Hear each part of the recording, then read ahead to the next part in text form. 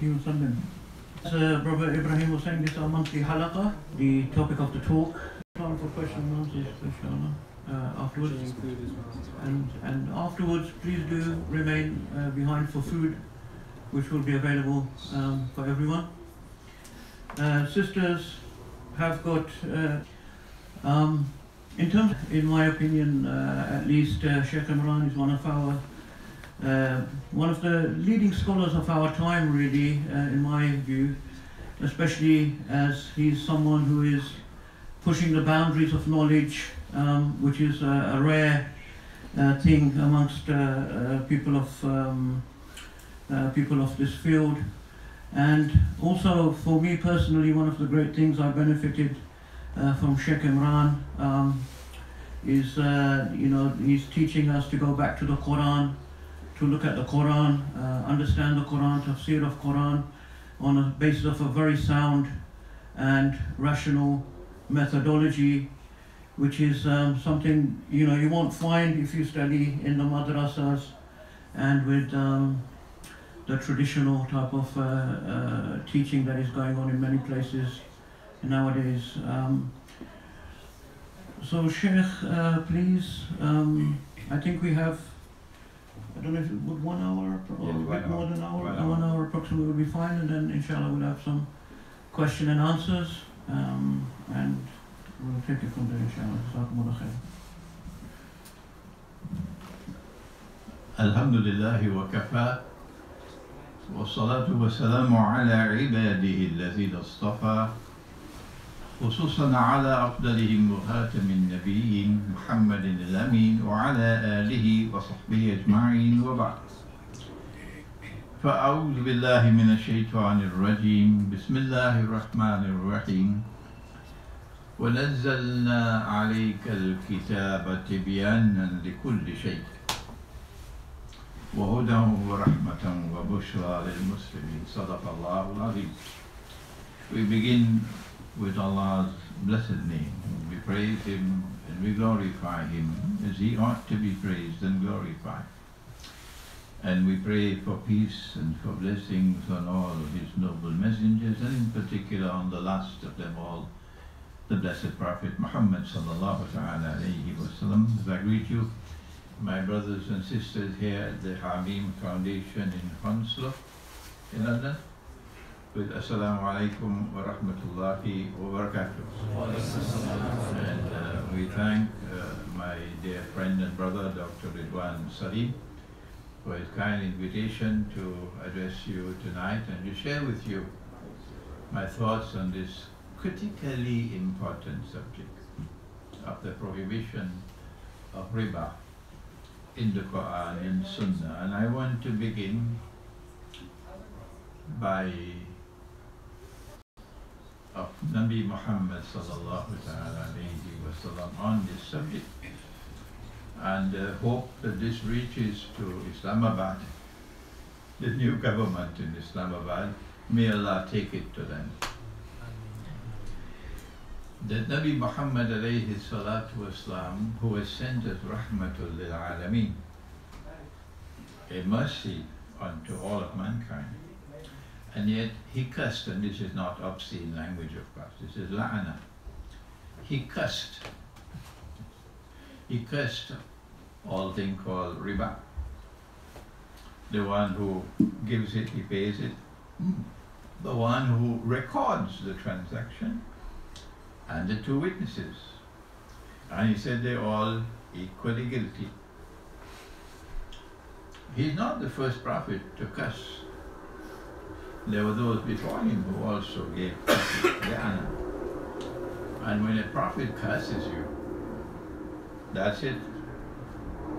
If you have the curse of a prophet upon you, that's it. If you perform your salah, where is it going?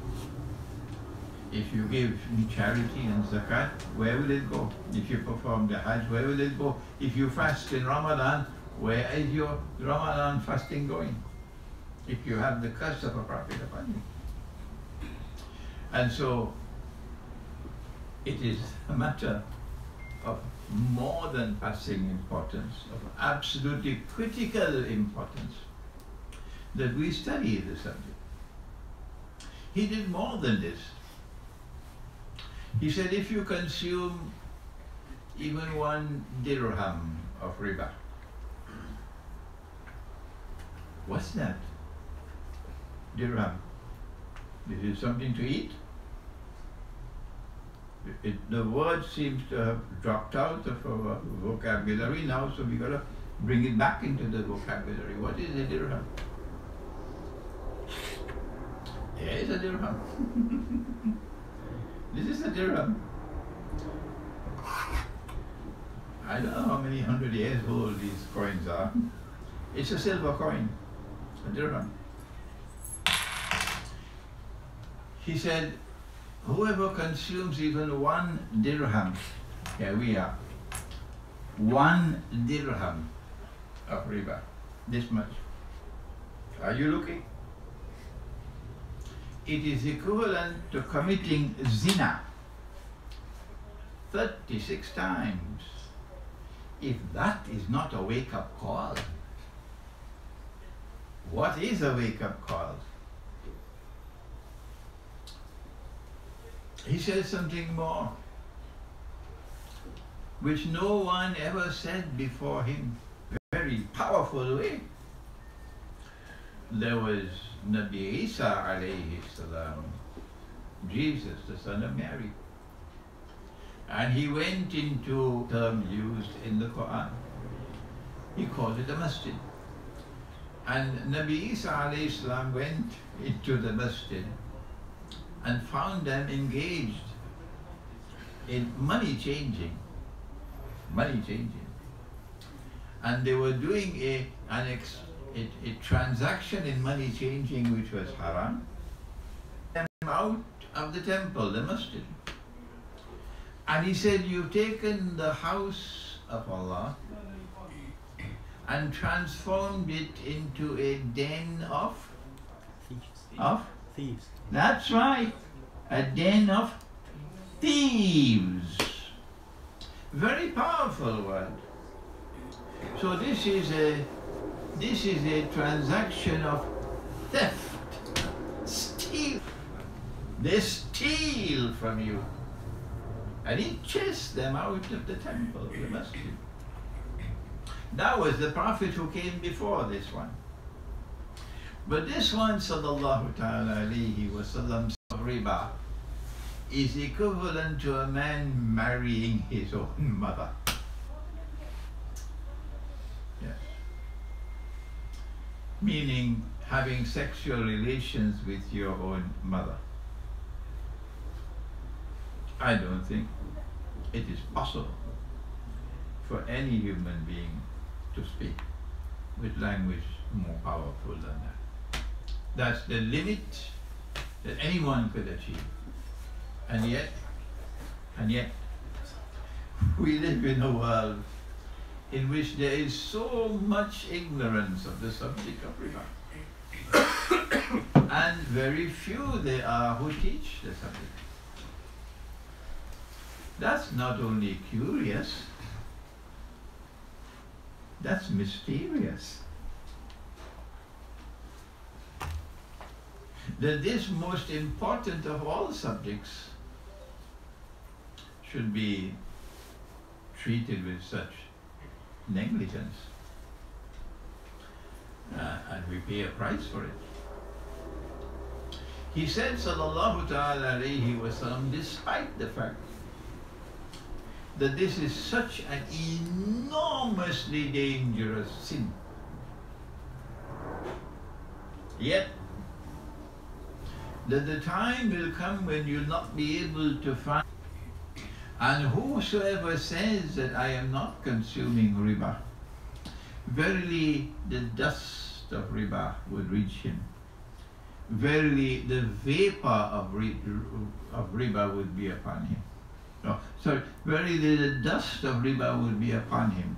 Verily the vapor of riba would reach him.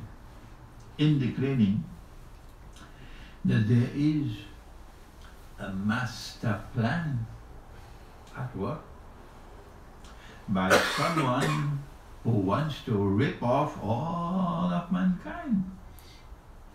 who wants to steal the wealth of the world. I wonder who could that be? Because these are not simple words. And he said further, whether riba is big or small, it makes no difference. The result is still the same. The result is poverty and destitution. So this is going to be an attack on all of mankind. And it's like a container with water. And someone makes a big hole at the bottom. The water will pour out quickly. But what about if he makes a small hole? Answer, our Prophet sallallahu alayhi wa sallam is saying, it will still pour, but it will take longer. The result is going to be the same.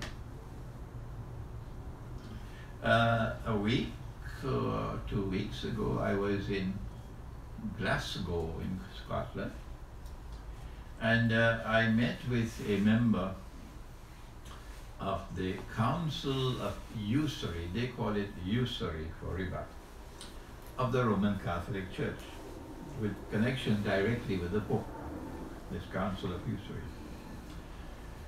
And he traveled 6 hours to come to Glasgow to meet with me. And he came also to attend my lecture that night in Glasgow. And after the lecture was over and in the question and answer session, I said, come join me.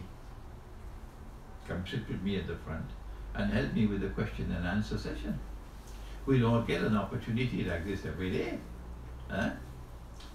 And my audience was delighted. How long do we wait to get a voice for Islam and a voice for the Roman Catholic Church sitting together, answering questions? So they took full use of this opportunity. Said that in the Roman Catholic Church, we do not regard a little bit of riba or usury to be haram. It is only when the amount of interest is exorbitant that it becomes oppressive, and then it is prohibited. But a little bit, no. So then we saw the big difference right away.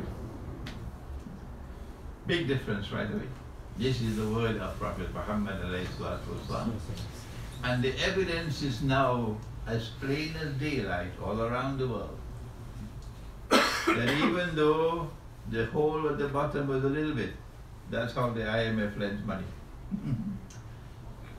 The water has almost poured out, and there's very little left now. And we are today in a state of poverty and destitution around the world because of this. Is it possible for us to recover? And if we are to recover, what should we do? I would suggest that the first thing that we should do is to teach the subject. That the government of Pakistan, for example, should embark upon a program of public education, using all available media, using all resources in the country, to teach the subject to the people of riba. And of course, if you want to teach the subject of the prohibition of riba, where do you start? You start with the Book of Allah. And when you go to the Book of Allah, plain and clear, and all that they need is a tafsir, which have to be interpreted. Eat and drink until the white thread of dawn is distinct from the black thread. In Ramadan. And a companion put a piece of white thread and the black thread underneath his pillow, and in the morning he was trying to figure out when to stop eating. And he had somebody given him the knowledge with which to interpret. And when Allah gives you the knowledge with which to interpret, you don't have to say Allah knows best. So if he interprets and he does not, so the Quran says about this teacher of blessed memory, Maulana Dr. Muhammad Abdul Rahman Ansari, may Allah bless him. Because I studied with him, I also made a mistake. We said, if this full stop waqf is correct, he is appointed to teach the book. So my teacher said the punctuation is wrong. And what the verse is saying is not only does Allah know the meaning of the mutashabihat, but also the rasikhuna fil ilm. And when I wrote my book on methodology for the study of the Quran, I thank you Allah, thank you for that full stop. Thank you 100,000 times for that full stop. Yeah, it's valid. And you can then establish a sect based upon interpretation of the Quran on the claim that it is valid. We have the knowledge because Allah says we have the knowledge. But no, because of the full stop, only those to whom Allah gives the knowledge can interpret, and they don't have to say Allah knows best. And that's only the Prophet ﷺ. All the rest of us, when we interpret, so now when I make the new edition of my book, I've got to correct that mistake that I made. And alhamdulillah that I make mistakes. Go right away and correct it. Yes. When we look at the subject of, so this is a subject to be understood and patience, because all of it is in the muhkamat. And so it is curious for us that there should be this give an explanation. Riba is a subject you have to leave alone. Nobody knows it. This is the prevailing opinion. When we go to the Quran for an understanding and explanation of the subject of riba, it's very plain and clear. That riba is money. Meaning the loan is made, and when the loan is returned, it has to be returned with an additional amount. That money can increase over time. No. Money cannot increase over time. Money can only increase through halal business. That's the only way that money can increase. And halal business, the definition of halal business is that you must embrace risk. You can make a profit or you can suffer loss. That's business. But the money lender does not want to embrace risk. He wants to get profit and immunize himself from any possibility of loss. It doesn't matter to the money lender, even if he has to lend at a small rate of interest. The principle involved is that I must be immunized from loss. And so he lends on interest. And Allah responds to this. ذلك بأنهم قالوا إنما البيع مثل الربا. They argue that money lending on interest is a legitimate form of business. But Allah says no. وَأَحَلَّ اللَّهُ الْبَيْعَ وَحَرَّمَ الرِّبَا. Allah has made business halal and made riba haram. an obvious implication is that there is a difference between business and riba. What's the difference? This is the difference. But you've got to think that a halal business transaction is one in which you can make a profit or you can suffer a loss. But in a riba transaction, you are immunized from loss. You can only make a profit. And so, money lending on interest does not qualify as business. What is the result with which we'll have to live if the economy is now in the grips of the moneylender? I have said that every single government of Pakistan from day one to now has failed. And this government will also fail unless and until it turns to the Qur'an for guidance. Pakistan's economy has been going down and down and down and down and down. But more importantly, the poor of Pakistan have remained permanently poor. The only way you could escape from that poverty is Chalo bhai, Dubai.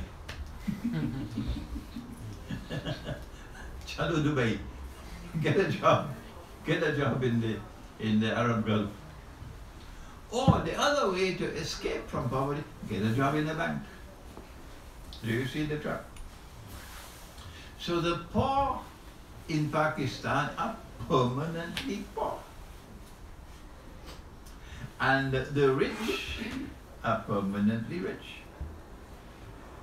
But Allah in the Quran has said, He has established rules and laws كي لا يكون الدولة بين الأغنياء منكم. Because He does not want wealth to circulate only amongst the wealthy. كي لا يكون الدولة بين الأغنياء منكم. When an economy is based on riba, then wealth will no longer circulate through the economy, and the poor will remain permanently poor, and the rich will remain permanently rich.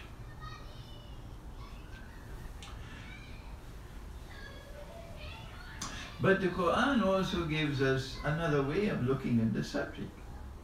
It's not just a contrast between riba and business, which is in Surah Al-Baqarah, but in Surah Al-Rum, Allah gives us another contrast between riba and charity. وَمَا آتَيْتُم مِّن رِبًا لِيَرْبُوَ فِي أَمْوَالِ النَّاسِ فَلَا يَرْبُو عِندَ اللَّهِ وَمَا آتَيْتُم مِّن زَكَاةٍ تُرِيدُونَ وَجْهَ اللَّهِ فَأُولَٰئِكَ هُمُ الْمُضْعِفُونَ.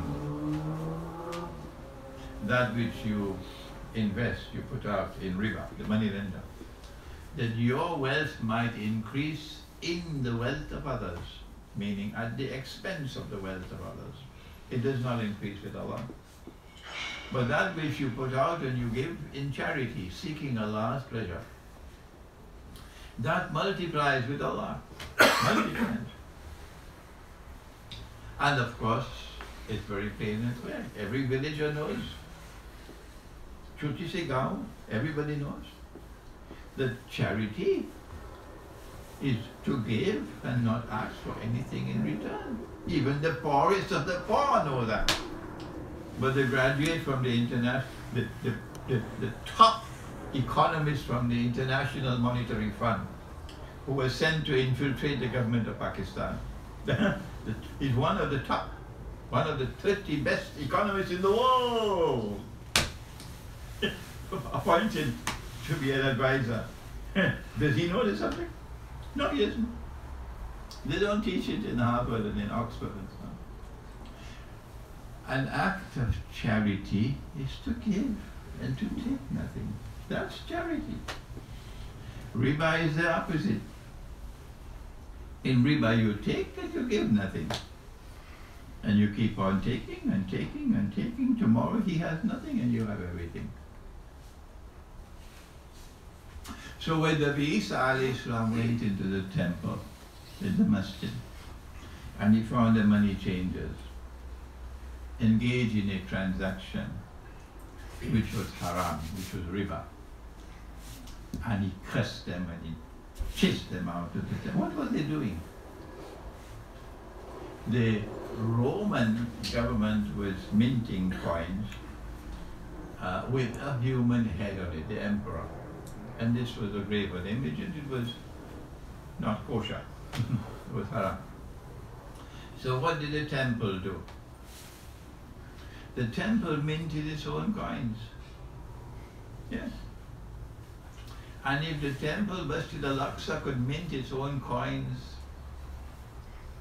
every masjid in the world, every church, every temple, every synagogue in the world can do the same thing now. Yes. And these coins had no graven images. And when people came to the temple and they wanted, for example, zabiha, the sacrifice of an animal to make the meat halal, and only the rabbi could do that, they had to pay for the services. Many other things you had to pay the temple. So they will bring the Roman coins to the masjid, and there were money changers there, of course, Israelites. And they would change the Roman money for temple money. But an exchange of money for money is not a business transaction. No. An exchange of money for money is not, it does not qualify as a business transaction.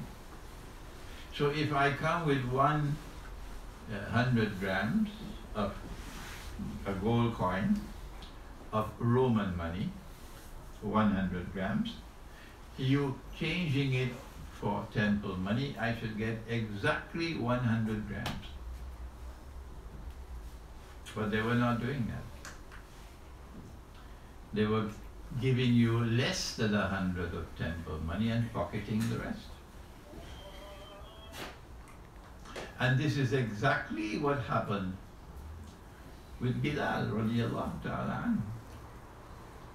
He came to the Prophet alayhi salatu wasalam one day and he offered him some dates. And the Prophet alayhi salatu wasalam looked at the dates and he said, Bilal, these are very high quality dates. Where did you get them? And Bilal said, O Messenger of Allah, I had 2 kilograms, let me use modern weights and measures, of inferior quality dates. And I exchanged them for this 1 kilogram of superior quality dates.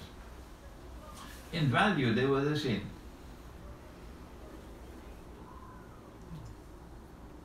Bilal, said the Prophet, this is the essence of riba. What you should have done was to sell the 2 kilograms and take that money and buy the 1 kilogram. That would be a halal transaction. But a direct exchange of dates for dates, which was an unequal exchange, was riba, the essence of riba. 100 years ago, even a schoolboy would be able to understand why it is riba. 100 years ago, even a schoolboy would understand why it is that Umar radiallahu ta'ala anhu could exchange 4 camels for 1. These were baby camels and this is an adult. An unequal exchange of animals. It was not haram, it was not riba. You could exchange 4 camels for 1. But you cannot exchange 2 kilograms of dates for 1. This is haram, this is riba. 100 years ago, even a schoolboy would be able to explain why this was haram and this was not. Knowledge has fled in this world which is saturated with information now. Saturated, we don't need more, but it's coming every day more and more and more information. And the capacity to think is receding, and real knowledge is receding in the world today. So today nobody can answer the question. Why is it that this was haram and that was not? The answer, of course, is located in another hadith, in which the Prophet ﷺ said, gold for gold, wheat, silver for silver, wheat for wheat, barley for barley, dates for dates, salt for salt, like for like, equal for equal, hand to hand, otherwise it's riba. What he meant is, if a transaction involves an exchange of gold for gold,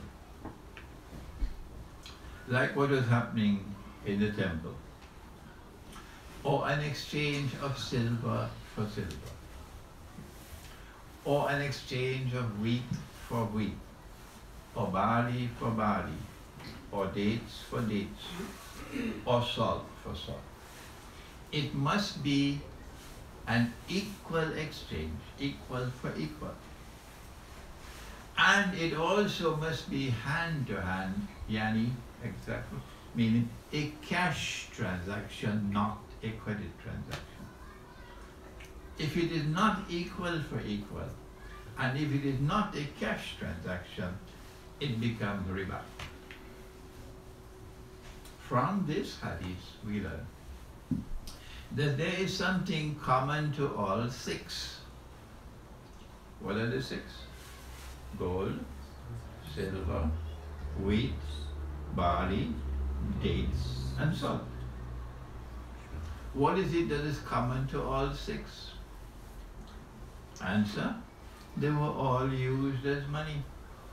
That's right. Any other answer is wrong. This is the only correct answer. They were all used as money.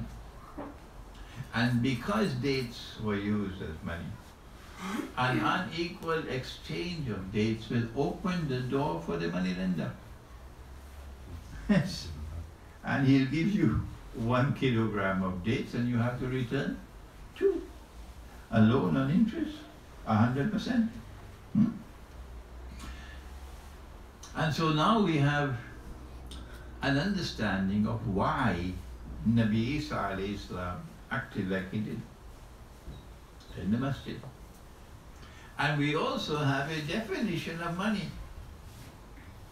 from the Qur'an.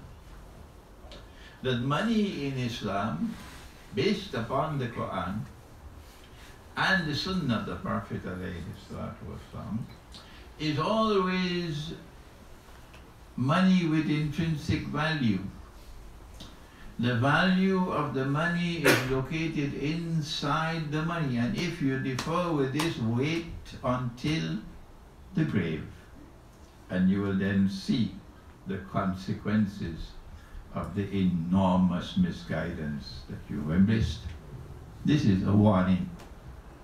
Money in Islam must always have intrinsic value. The value of the money must be inside the money. And when gold and silver were in short supply in the market, then the market will turn to commodities of food consumption, which were in an abundant supply in the market, and which was not easily perishable like mangoes, and which would not fall ill and die like animals. So maybe you can allow me to use it, they have a shelf life, like wheat, barley, dates and salt. And therefore money in Islam not only is gold and silver, but also commodities of food consumption, which are in an abundant supply in the market and which have a shelf life. But in all instances, the value of the money was created by Allah. That value can fluctuate depending on demand and supply. But the fluctuation is never such as to throw the whole monetary system into disarray. And so, if you bought a sheep for 1 dinar 1400 years ago, and demand and supply remaining constant, you buy the same sheep today for the same 1 dinar.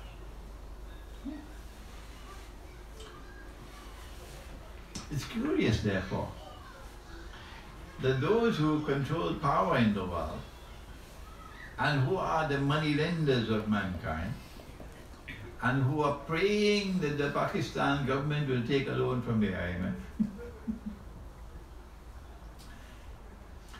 when they took control of our part of the world with their wars of imperialism, naked aggression at the point of a sword, a bloody sword, when they took control of our part of the world,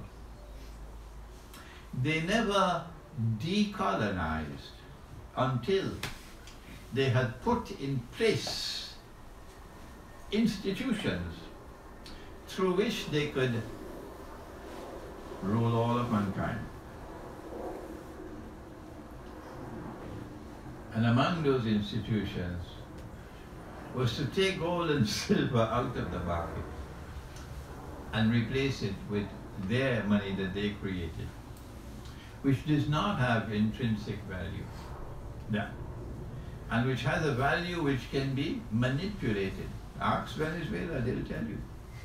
But not only did they do that, not only did they replace real money, money which is in the Qur'an and Sunnah, with bogus money, fraudulent money, utterly haram money, and I choose my words with great care.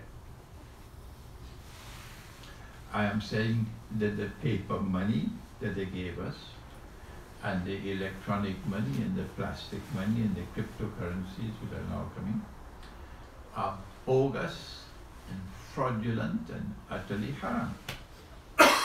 And if there's anyone who wants to challenge me, I would be happy to respond. The reason why I can speak with such confidence is because I had a teacher who ensured that the student who studied Islam at the Institute of Islamic Studies that he created must also study the modern world. And so he gave us an insight to modern Western civilization. And so when I went to university, 2 universities to study international relations, and I had to study international monetary economics, I had with me already, I had the Qur'an and I had the Sunnah. So I was able to study what they were teaching and to recognize this is bogus. And they not only took this money out of the market and replaced it with their money, but guess what they did? They prohibited the use of gold as money. Yes, that's the Articles of Agreement of the International Monetary Fund. Prohibited the use of gold as money. And as a consequence, there are 3 verses in the Quran. Allah repeats it 3 times. He gives a command. He says, وَلَا تَبْخَسُوا النَّاسَ أَشْيَاءَهُمْ. Baks means little, meager. Do not diminish and make small the property, the wealth, the wages that people have. When I was 5 years of age, I'm now 76, my father bought a car, a Hillman Minks. So he could take me to school. He was a school principal. But he also now took me to the market every Saturday. So we have this enormously exciting experience to go to the market. So little Imran now with a basket in his hand at 5 years of age goes meet Papa in the market. And I saw with my eyes, I saw my father buy 100 oranges for $1. That is our money in Trinidad and Tobago. And now, when I go to the same market after 70 years, I can't even buy 1 orange with $1. It's called inflation. And this is precisely what the Qur'an has prohibited. When I arrived in Pakistan as a student in 1964, my memory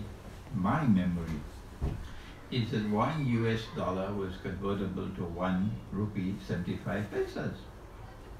When I go today to check on the internet, I can't find that. I don't know where they've hid it. And the closest I'm getting is 4 rupees something to 1 US. Nothing before that. But I remember it was 1 rupee 75 paisas for 1 US. And the same 1 US today, when you convert it to rupees, is how much? Nobody's courageous enough to tell me. More than 100. More than 100, about 125. The money is falling and falling and falling in value. So then why don't we visit the Qur'an? Is it so difficult to take a look at the Qur'an? Do we have no time for the Book of Allah? Do we have so much confidence in our head, our mind, and all the knowledge that we pick up on the road that we don't need the Qur'an anymore? Have we stopped thinking? What is the price we're going to pay in the grave when we are questioned in the grave? Allah speaks in the Qur'an of money, and He speaks of the word, uses the word dinar in the Qur'an. Yes, in the Qur'an the word dinar is there. Go find it. And the dinar in the Qur'an is not made of paper. The word dirham is in the Qur'an in the plural. And the dirham is a silver coin, the dinar is a gold coin. But more than that in the Qur'an. Do you remember the young man who fled in the cave in Surah Al-Kahf? Do you remember that they fell asleep? Allah put them to sleep for a long, long time. How long? Ah, yes, he knows the answer. So you have been studying Surah Al-Kahf. MashaAllah. And then after 300 years they woke up. Allah woke them up. And if you've been sleeping for 300 years and you wake up, you will be very hungry when you wake up. So they said, فَبَعَثُوا أَحَدَكُمْ بِوَرِكِكُمْ هَذِهِ إِلَى الْمَدِينَةِ فَلْيَنْظُرْ أَيُّهَا أَذْكَى طَعَامًا. Take this money, go buy some food. MashaAllah. This money, after 300 years, could still buy food. That money, after 300 years, cannot even buy a grain of rice. Do you want more in your head to recognize the difference between truth, which has come from Allah in the Qur'an, and that which is false and bogus and fraudulent? Well then, where is the Mufti? Is he sleeping? I got a criticism last night.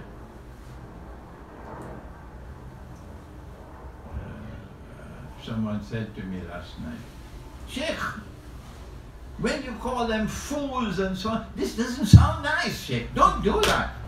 Don't use that kind of language. So I said to him, Son, I've been teaching this subject for 20, 25 years now. Not now, before the internet. I've been teaching the subject of riba. I've written books on the subject.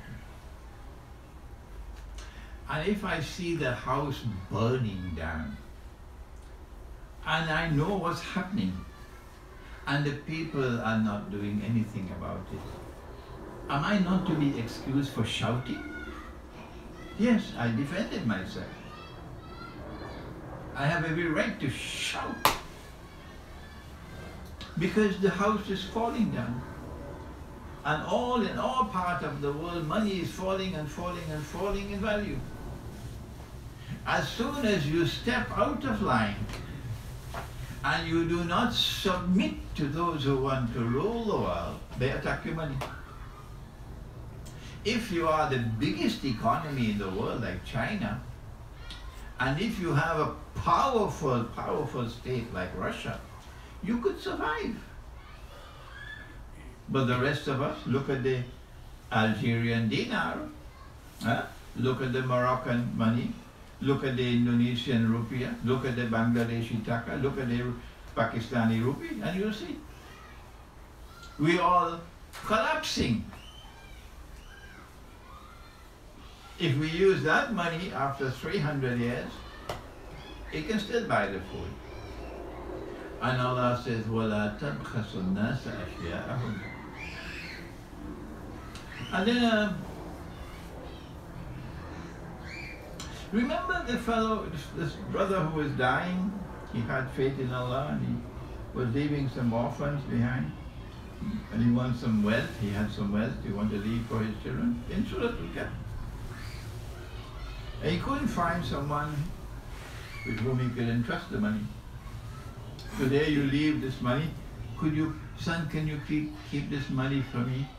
I'm coming back after so many days. When you come back, it's gone. That's today. That's today. So he couldn't find anyone he could rely on. So what did he do? Yes, it's there in Surah Al-Kahf. He dug a hole and he buried it and he put a structure on top of it. Meaning if they come with their sensors to try to locate metal, they can't. I have an interesting question. Can you bury electronic money? Cryptocurrencies? Can you bury bitcoins? Huh? But then why have we stopped thinking? What's wrong with us? We can't think anymore.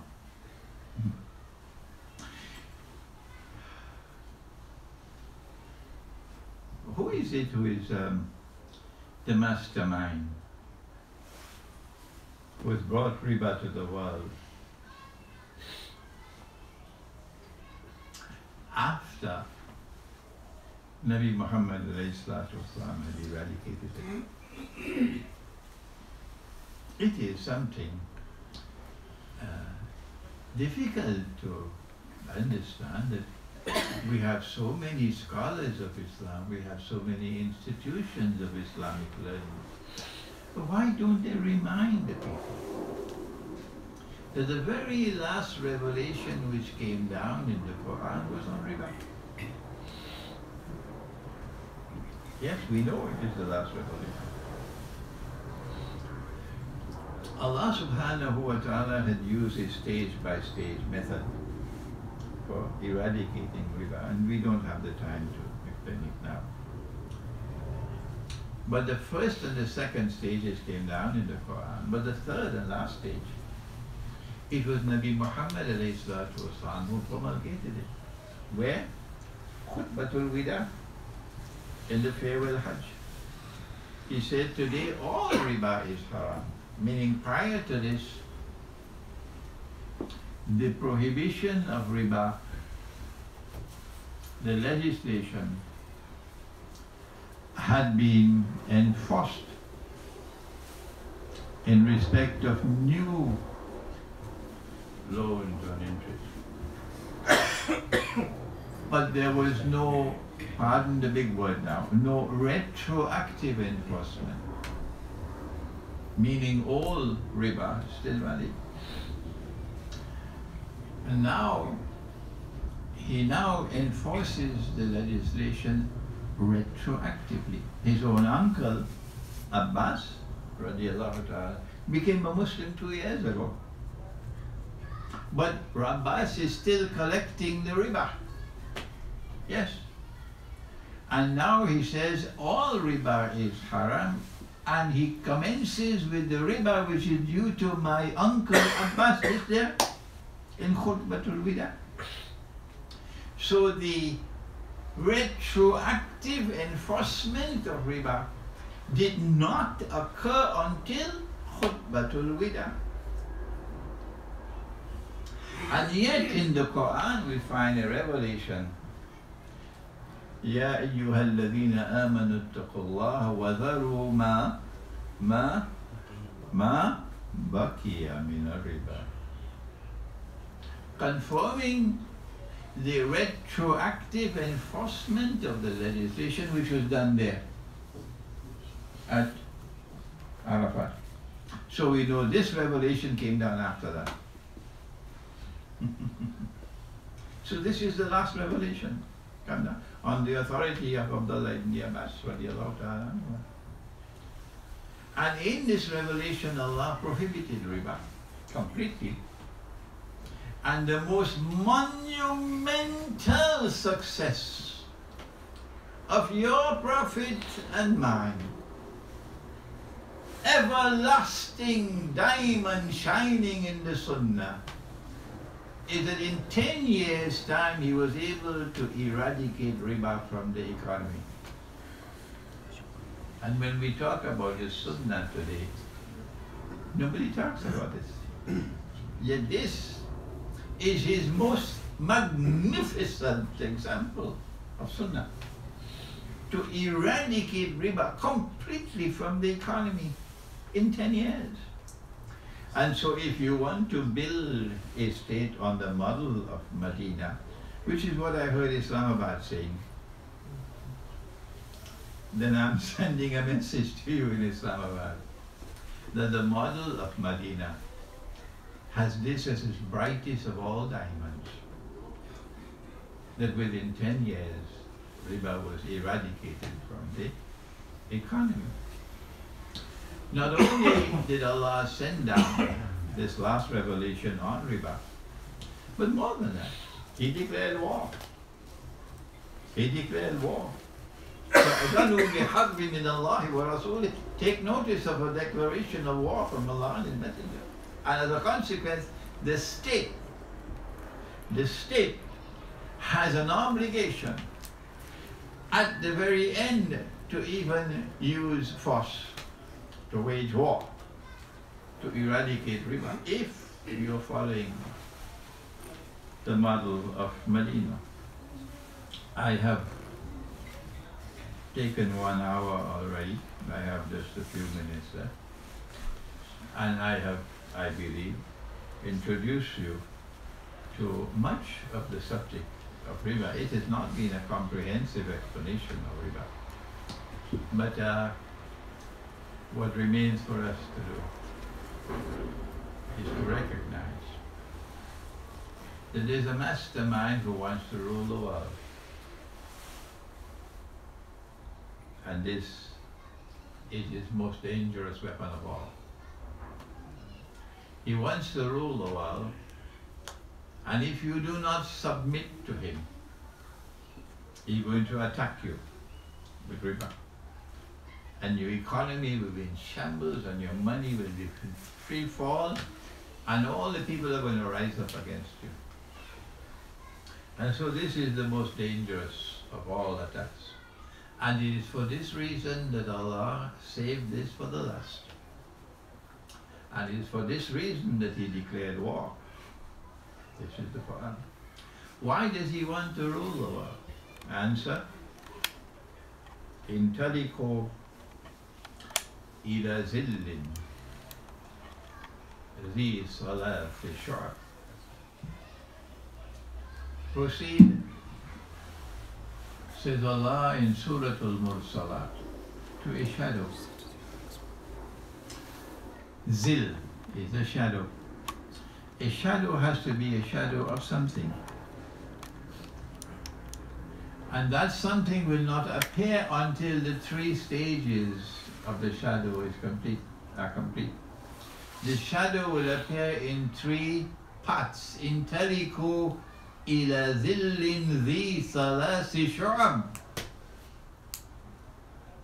When the 3 parts of the shadow have been completed, only then will you see who it is whose shadow. And it is Dajjal, of course. And the 3 shadows, the 3 parts of the shadow, I have recognized to be Pax Britannica and Pax Americana. And I could not do this had I not had international relations. And we are now on the verge of the passage from Pax Americana to what is the final stage, namely Pax Judaica, so that the state of Israel can become the ruling state in the world. Sorry, the bogus state of Israel can become the ruling state in the world. And so that Dajjal can now appear, the shadow goes, and he appears in human form, ruling the world from Jerusalem. And he declares that I am the Messiah. And all the cattle of the world would recognize him as the Messiah and accept him, but not you and I. We say no. You are not the Messiah. You are the false Messiah. We pray that Allah subhanahu wa ta'ala might protect us from the fitna of Dajjal. Ameen. Ameen. Jazakumullah khairan. Brothers and sisters, we'll take some questions, inshallah. Just before that, I'm sure Shaykh will just give me a couple of minutes to make some announcements that the brothers have asked me to just make. First and foremost, don't forget Shaykh Imran will be with us next week on Saturday, so not tomorrow, but next Saturday, inshallah. It will be a bigger venue, inshallah, one of our masjids, local masjids, so you'll be more comfortable, and inshallah the brothers and sisters will all be able to sit in the hall on a very important topic about the challenges, the economic and monetary challenges facing Pakistan in the light of Quranic guidance. So please come. You can check the website for the venue, inshallah. It's Ashford and Staines Community Centre.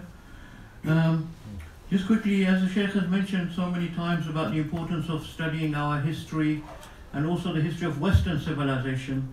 You know, at Ha Meem College here, we have developed a course, a 1-year course, which runs once a month, which covers entire Islamic history and Western history.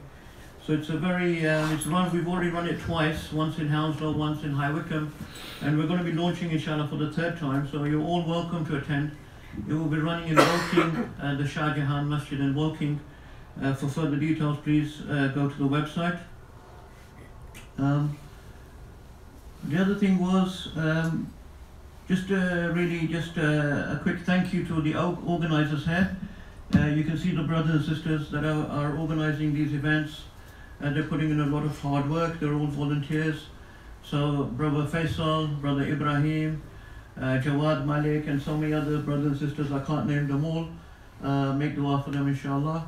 The food is here also from donations. You know, this center is run on donations. We don't have any big wealthy billionaires from Saudi or anything like that. Alhamdulillah.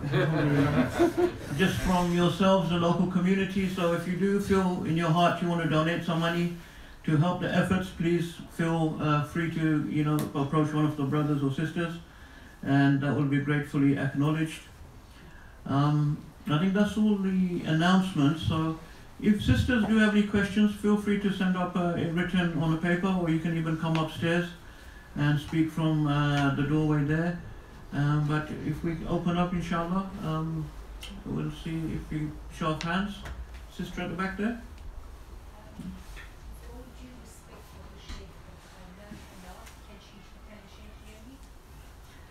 We can't hear you too well. Shall I? Do you want to come, sister?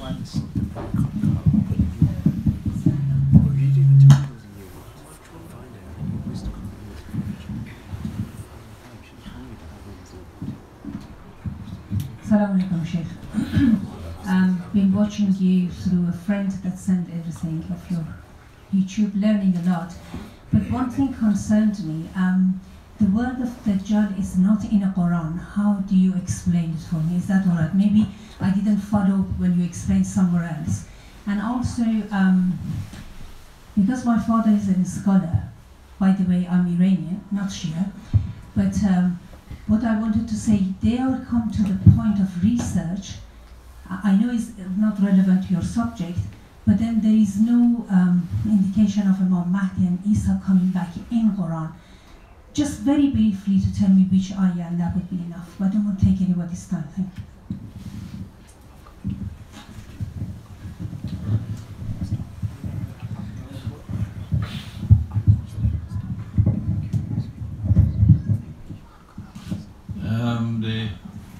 I showed you the dirham, and this is the dinar.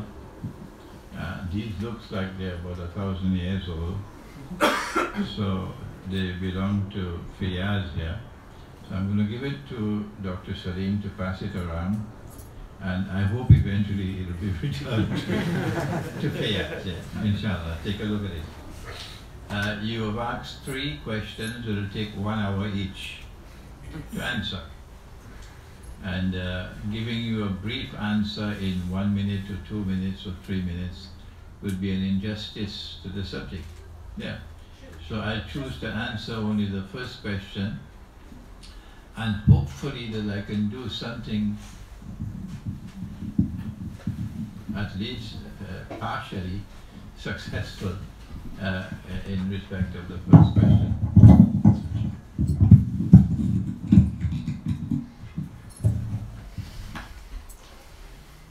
The question is that the Qur'an does not make mention of Dajjal.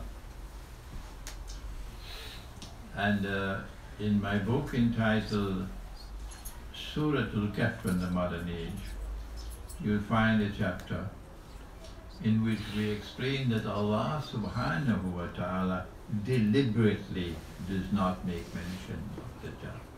Go to my book on Suratul Kahf and the Modern Age, it should be downstairs. While he does not make direct mention of Dajjal in the Quran, Dajjal is most certainly located in the mutashabihat of the Quran, meaning verses which have to be interpreted. But as I said earlier, only Allah knows the meaning, so only Allah can confirm. That does not mean that we should not interpret. This is what my teacher was worried about. Yeah, that's why he made that mistake. May Allah forgive him and forgive me. It does not mean that we don't have the right to interpret. No. When we interpret, however, we must always be conscious that only Allah can confirm that our interpretation is correct. In Surah As-Sabah, we have a reference to someone who wants to establish his rule over the holy state of Israel, the Khilafah state of Israel. And in Surah As-Sabah, not only does he want to inherit that kingdom, to rule over that holy state, but he is such an evil being that Nabi Sulaiman alayhi salam responded to what I understand to be a vision by immediately making a dua to Allah to cause my holy state of Israel to end, to collapse, to finish when I die, because I don't want him to rule over my holy state of Israel, the Khilafah state. وَلَقَدْ بَعَلَوْذُ بِاللَّهِ مِنَ الشَّيْطَانِ الرَّجِيمِ وَلَقَدْ فَتَنَّا سُلَيْمَانَ. And we tested Sulaiman alayhi salam with that which caused him distress. وَأَلْقَيْنَا, and we cast عَلَى كُرْسِيهِ, on his throne, jasad, a jasad. ثُمَّ أَنَابَ. And when he saw that jasad and he recognized what that jasad wanted to, what is the implication of that jasad, he immediately turned towards Allah penitently, قَالَ رَبِّ اغْفِرْ لِي. And he immediately sought forgiveness from Allah before asking for something. This is proper way. You first seek forgiveness, then you ask for what you want to ask. وَهَبْ لِي مُلْكًا لَا يَنْبَغِي لِأَحَدٍ مِّن بَعْدِهِ. And grant that my kingdom be such that none can inherit it after me. It cannot belong to any after me. It is I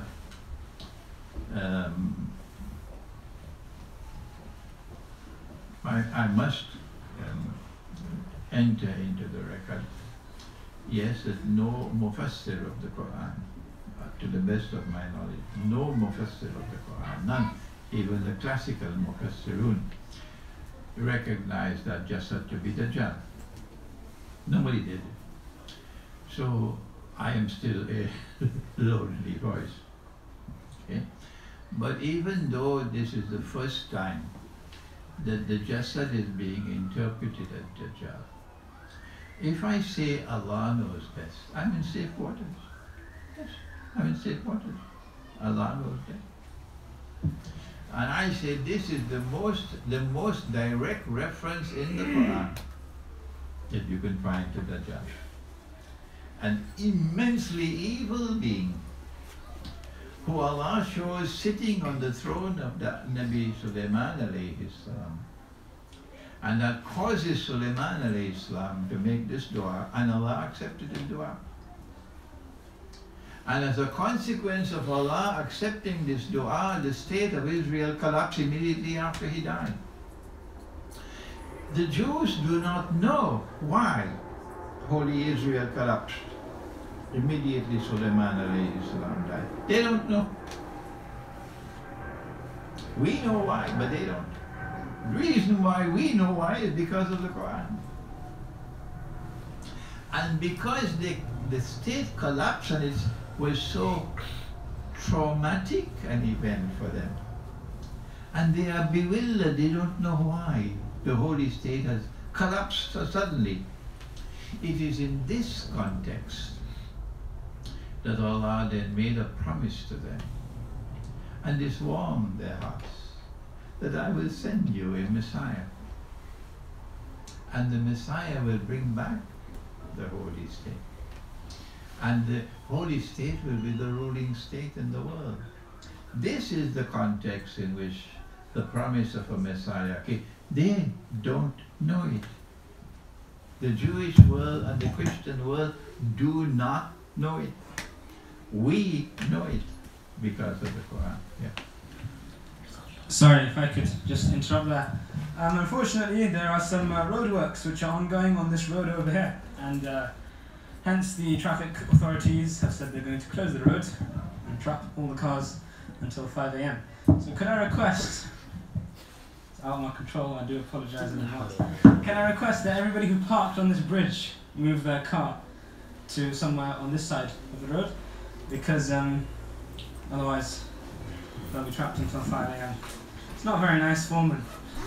It is a riba. It is a riba if you're sending money from England to Pakistan. Okay. The question actually should be, One sec. is the money which we are now using the British sterling pound made of paper, and the euro and the US dollar? Anyone outside on the bridge? Is this money halal or haram? What I've done tonight is I've taken you to the Quran, and I've used the Quran to define what is money. Have I done that? Did I do that? Did I use the Quran to define what is money? Did I give you a definition of money from the Quran? Good. Based on the definition of money from the Quran and from the Sunnah, the money which we are now using is haram. Yes. All transactions involving this money are haram transactions. However, our Prophet said, when you're faced with two harams, two evils, and there is no escape, then what do you do? What's the answer, somebody? Use it, always choose the lesser evil. This is the wisdom of Nabi Muhammad. Thank you. Always choose the lesser evil. But the lecture on Saturday night is where we have to deal with this problem. What do we do? How do we get out of this hole? That's Saturday night. Any other? Yes. You seem appreciative of your studies in international relations. How would you have any suggestions in terms of how people could bridge the gap between traditional study and the study of international relations and politics? When I entered the classroom of international relations, we were only 23 students, hand-picked, most of them diplomats from different foreign ministries. And you have to be a university graduate to qualify. And they all came from British and American and Canadian and French universities. And only poor Imran, Pakistani degree. What is he doing here? What is he doing here with a Pakistani degree? He shouldn't be here. He should be sweeping the streets. And then worse than that, they heard that I was a priest.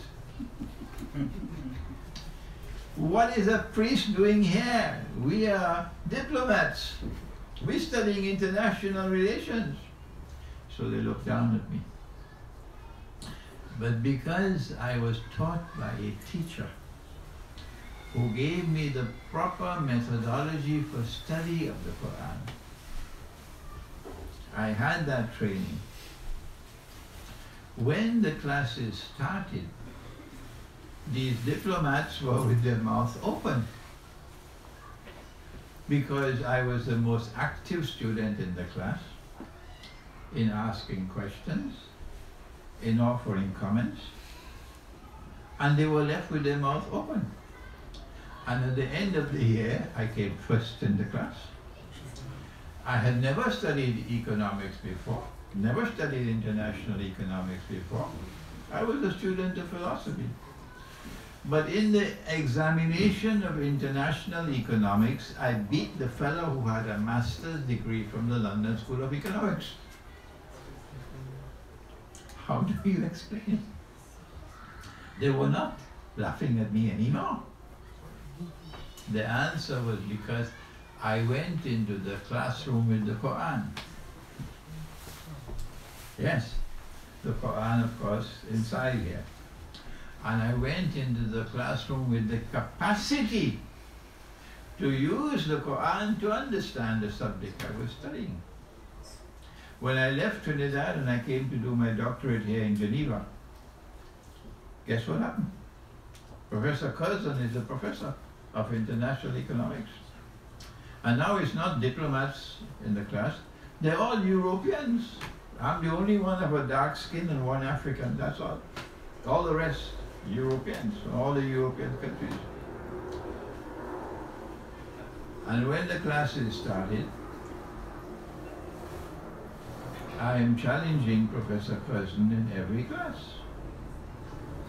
because I could recognize this economics to be bogus. He had no way to answer me. So he called me aside and he said to me, Mr. Hosein, you know, you don't have to attend my class. This is absolutely astonishing. Really the sorry. Graduate. Sorry, I'm really apologetic, but they're getting a bit nasty with us. There's a car VX59 BYM. VX59 BYM. Does that belong to anybody upstairs? Nobody here. Yeah. VX59? No? Sorry about that. This is the Graduate Institute of International Studies in Geneva, the most prestigious in Europe. And here is a student on a scholarship to do a PhD, and you're telling me I don't want you in your class? Yes. So I was told, meaning I don't want you in my class. So I stayed away from his class. I wrote the exam at the end of the year, I passed the exam. The reason why I could recognize the bogus nature of that economics and international economics which was taught to me. And they cannot, who went and did their PhDs in monetary economics and now become advisors to the government of Pakistan. The reason why I could do it and they could not is because I had the Quran. So you have to be able to go to the Quran, recognize the Quran as absolute truth. Even when you cannot understand what the Quran is saying, you still must submit once you know it's the word of Allah. And then secondly, you've got to make the effort using proper methodology, and my book is downstairs on methodology. And if you use the proper methodology and you make the effort, then Allah can bless you. And you'll then be able to use the Quran to understand history, understand the movement of history, understand the philosophy of history. You can't do eschatology with all these things. No, you have to do these things to be able to handle the end time. Next question. Yeah. If the rate of inflation is 2 or 3% a year and they keep inflating our money, is it our wrong to take the interest from a saving account which is less than the inflation, or the same rate as the inflation? If you borrow or you lend money while we're using this bogus money, you must denominate the loan in halal money. I am not lending you £10,000. I'm lending you so many ounces of gold. And when you are returning the money to me, you will not be returning the Great Britain pounds to me. You will be returning me so many ounces of gold. Then you eliminate inflation. Otherwise, two harams cannot make a halal. Yes? Assalamu alaikum, Shaykh. It's quite a well-known fact that Russia and China have been increasing their amounts of gold in their central banks. I just want to know what you think of the future of the current fiat system now that Russia and China, two superpowers, are kind of increasing their gold holdings and probably losing faith in the dollar. What do you think of the future of the current fiat system? Are you familiar with the mountain of gold? You are? The mountain of gold? I think so. The one which comes out from underneath the river? Yeah. You know what it is? I think so. You think so? Yeah. Alright, let me tell you about it. Our Prophet sallallahu ta'ala alayhi wa sallam prophesied, hadith in Sahih Bukhari, a mountain of gold will come out from underneath the river, a mountain of the metal, huh? And people will fight for that gold. And 99 out of every 100 will be killed. And each would say, I would be the one who would survive. But the believers must not touch that gold. That's the prophecy of the Prophet. And while I do not have mocking gloves against the Salafi, no, I'm not involved in that. I do challenge the Salafi methodology, and I say it is wrong. Yes, I do that. But that's not meant to show any kind of malice towards them. No. Your methodology is wrong, I'm saying that. You are waiting for a mountain of the metal to come out from underneath the river. Why? Because your methodology is that if Allah and His Messenger and the Aslaf, plural of Salaf, if they did not interpret, then no one can interpret the Quran and Hadith. That's their methodology. And we say no, that methodology is wrong. This is a prophecy which was fulfilled in 1974, when an ocean of oil underneath the river began to function as a mountain of gold. And the petrodollar was born. No one has ever interpreted this before in this way. Yes, I am the first, and mine is still a lonely voice. But when you make an interpretation, all you have to say is Allah knows best, that's all. That's all. You have the right to interpret. But don't believe that because you made an interpretation, this is absolute truth. Only Allah can confirm. Okay? But if it is the truth, it will survive. That's the credentials of truth. If it is the truth, it will survive. And if it is not, it will fade away. So in 1974, an ocean of oil underneath the river began to function as a mountain of gold, and the petrodollar was born. But that petrodollar, or that mountain of gold, is going to be challenged, according to this hadith. That challenge is coming from Russia, and more from China than Russia at this time.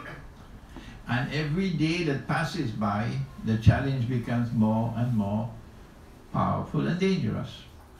And the writing is on the wall now for the petrodollar monetary system. Eventually, in order to escape from the consequences of a total collapse of that petrodollar monetary system and chaos and civil war in the Western world, they have to find an excuse for waging a great war to get out of this predicament. Yes, that war is going to be one in which 99 of every 100 will be killed, according to our Prophet ﷺ. I have said that I understand this to be the Malhama. And this is also the Christian Armageddon. But my brothers in Christian eschatology differ with me. They said, no, this is not the Armageddon. This is going to be a great war, but there's another war coming. That's their eschatology. And I can be wrong, okay?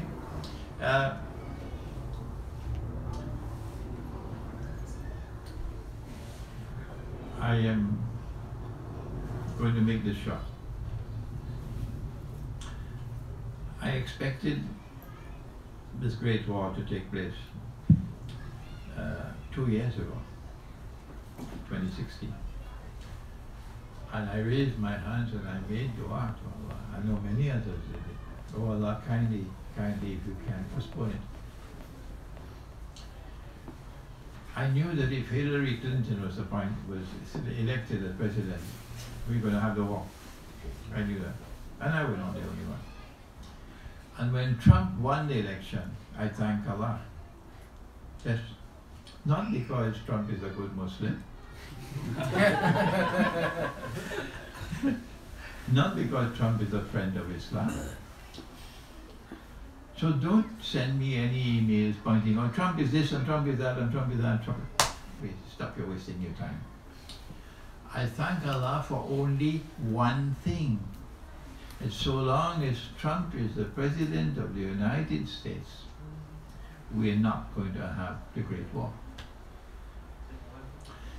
2 years have passed. There has been no Great War. 2 years are left. They cannot risk Trump winning the next election and having another 4 years. So from now until election day, they're continuing the effort to try to impeach him. The midterm elections coming up in November, they're hoping they can gain control of the Congress. And once they gain control of the Congress, they'll impeach him. If they do not gain control of the Congress and cannot impeach him, then they have to make sure he does not be re-elected. So the next 2 years are going to be phenomenally interesting because they cannot trust a president in the White House and have the Great War. You have to have a president they can trust. If they have Pence, they can trust him. But if they Trump, they cannot trust him. So I can stick out my neck now to say to you, and these words will reach far and wide, inshallah, that so long as Trump is there, we will not have the Great War, inshallah. Yeah. The word بِوَارِقِكُمْ in Surah Al-Kahf, which type of money does it refer to? The Qur'an does not itself give us the detailed information on the basis of which we can answer your question. What the Quran is conveying is that listen, look, understand that this is money which after 300 years still stores its value. That is the most important point. That you could still use it to buy.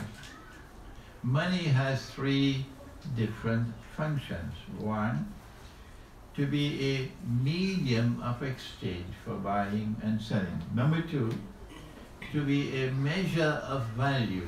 What is the value of this and what is the value of that?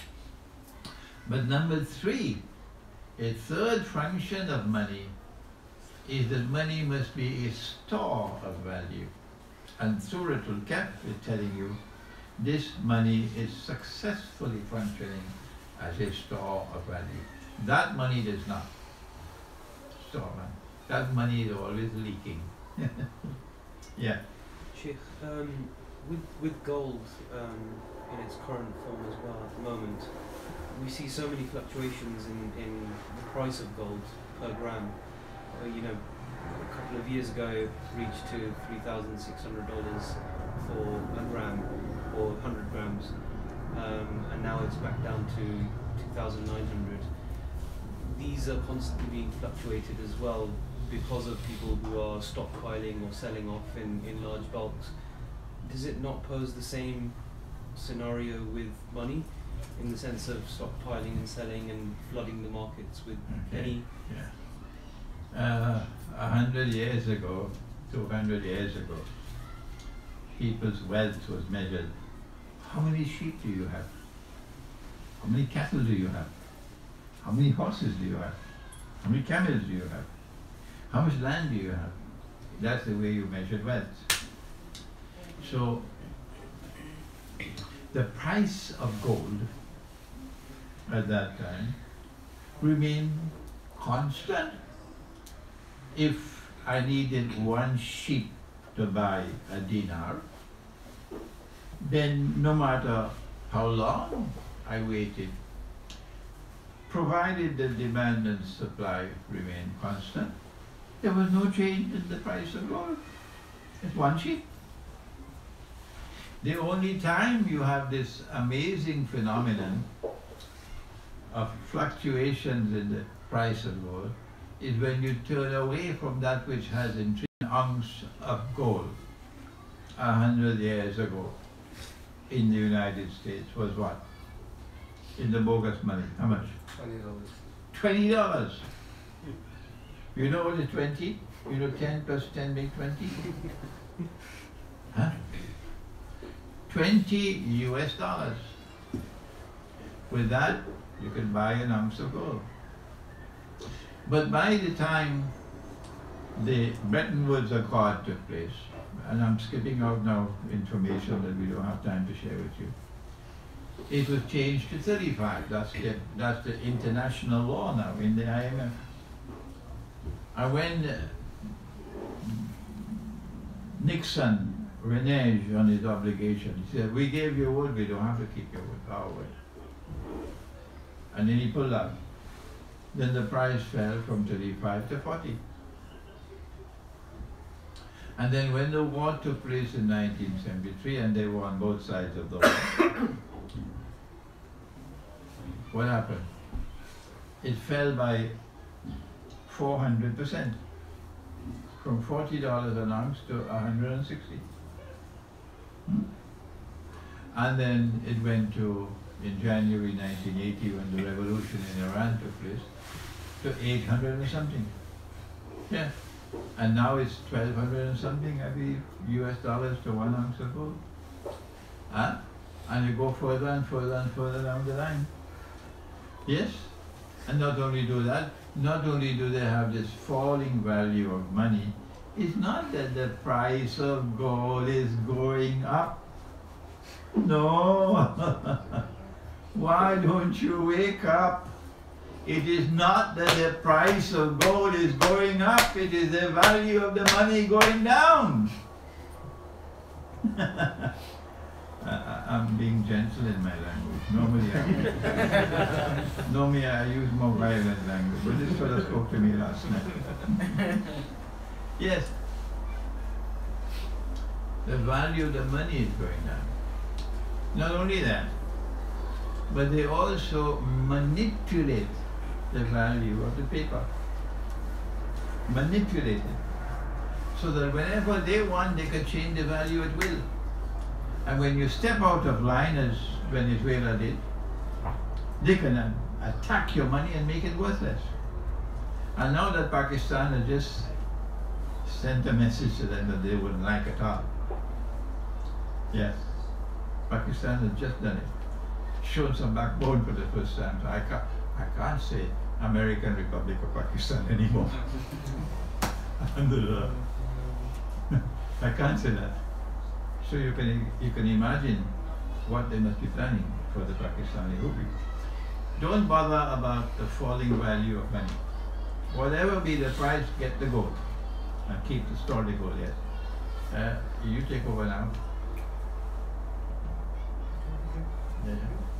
Sister, question from sister. Why do you think cryptocurrency was invented? Okay. May I just come back? Yeah, with I like that question.